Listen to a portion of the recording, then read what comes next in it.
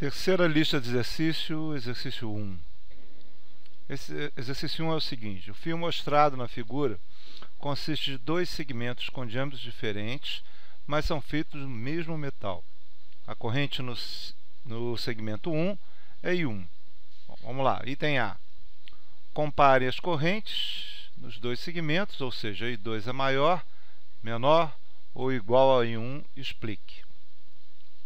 Bom, esse item é fácil. Qual é o conceito de corrente? Corrente é a quantidade de carga por unidade de tempo que passa por uma determinada seção reta de um condutor. A gente pode caracterizar, por exemplo, a corrente que passa pelo segmento 2 como sendo I2. E a ideia, como está colocando o item A, é comparar a intensidade da corrente nos dois elementos. Bom, a quantidade de corrente que passa pelo condutor 1 é igual à quantidade de corrente que passa pelo condutor 2. Por um motivo muito simples. Se ele fosse diferente, se entrasse uma maior quantidade de carga por unidade de tempo no condutor 1 do que sai no condutor 2, o que você ia ter é um acúmulo de carga entre os dois. No estado estacionário isso não vai ocorrer, por quê? Porque simplesmente você não tem acúmulo de carga, as cargas não desaparecem. Da mesma forma, se eu tiver a quantidade de carga por unidade de tempo entrando no condutor 1 menor do que a quantidade de carga por unidade de tempo que sai, seria uma rarefação de carga. Isso também não vai ocorrer.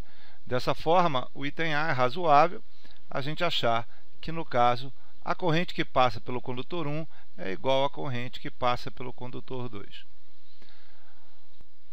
Bom, no item B já é diferente. No item B, compare as densidades de corrente J1 e J2 nos dois segmentos. Bom, a densidade de corrente por definição, como a gente pode mostrar aqui, a densidade de corrente é a quantidade de corrente que passa por unidade de área. Isso é, se a corrente que passa no segmento 1 é igual à corrente que passa no segmento 2, e a área do segmento 1 é menor do que o segmento 2, significa que a corrente está mais concentrada no segmento 1 do que no segmento 2.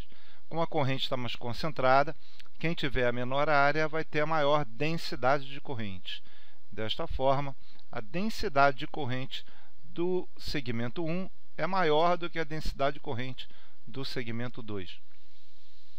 Bom, o item C a gente resolve usando a lei de Ohm. Isso é, a gente sabe pela lei de Ohm que a diferença de potencial aplicada nos extremos do condutor é igual à sua resistência vezes a corrente que passa através do segmento.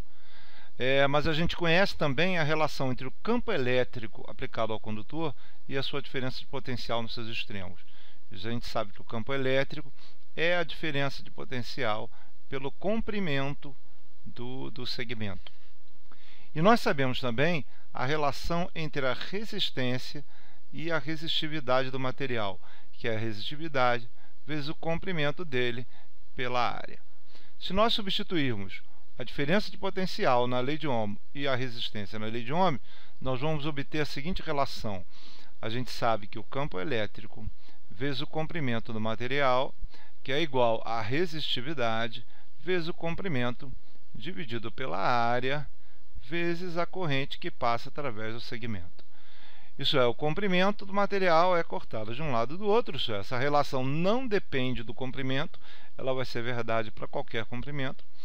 Isso é, então nós vamos ter o nosso campo elétrico igual a resistividade vezes a corrente dividido pela área, onde a corrente pela área é a densidade de corrente. Isso é, nós vamos ter a seguinte relação: o campo elétrico vai ser igual a resistividade vezes a densidade de corrente. Isso é uma outra forma de a gente reescrever a lei de Ohm. No nosso caso, ela é bem útil, porque a resistividade, que só depende do material, vai ser a mesma para os dois segmentos. Se a resistividade é a mesma, nós passamos a ter uma relação direta entre campo elétrico e densidade de corrente. Se a densidade de corrente no segmento 1 é maior que a densidade do segmento 2, como está já mostrado no item B, então o nosso campo elétrico no segmento 1 vai ser maior que o campo elétrico no segmento 2. Item D. Compare as velocidades de deriva no segmento 1 com o segmento 2, certo? E essa comparação pode ser feita através da relação entre densidade de corrente e velocidade de deriva. Aqui a gente tem uma expressão que envolve a densidade de carga, a quantidade de carga por unidade de volume que está se movendo no condutor, vezes a velocidade de deriva. Isso é, a densidade de carga, a quantidade de carga por unidade de volume que está se movendo, ela na verdade é só a densidade de carga das portadoras de corrente. Isso é, você não tem excesso de carga nem no segmento 1 nem no segmento 2.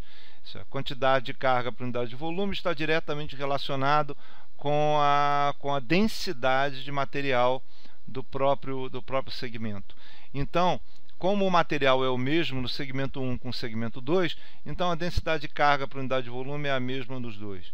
Então nós passamos a ter uma relação direta entre densidade de corrente e velocidade de deriva. Se a densidade de corrente no segmento 1 é maior do que o segmento 2, então a velocidade de deriva no segmento 1 é maior que a velocidade de deriva no segmento 2.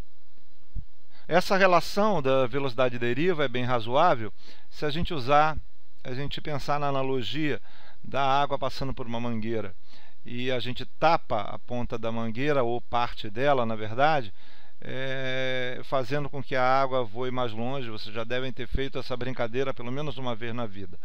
Então, por que isso ocorre? Por que a água vai mais longe se você diminui a área da saída da água na mangueira?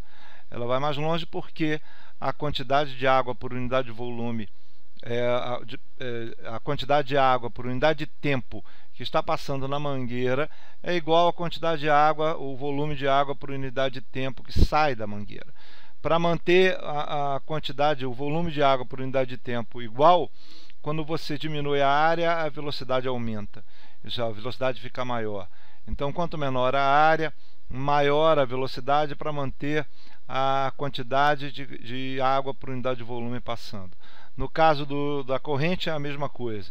Isso é, se você pensa na quantidade de carga por unidade de tempo passando nos dois segmentos, para manter a quantidade de carga por unidade de tempo passando, quem tem menor área vai ter maior velocidade, e quem tem maior área vai ter menor velocidade, as cargas vão passar mais lentas. E para manter essa velocidade, essa relação entre velocidade, o campo elétrico no segmento 1 tem que ser maior que o campo elétrico no segmento 2, como nós já mostramos no item C. É isso.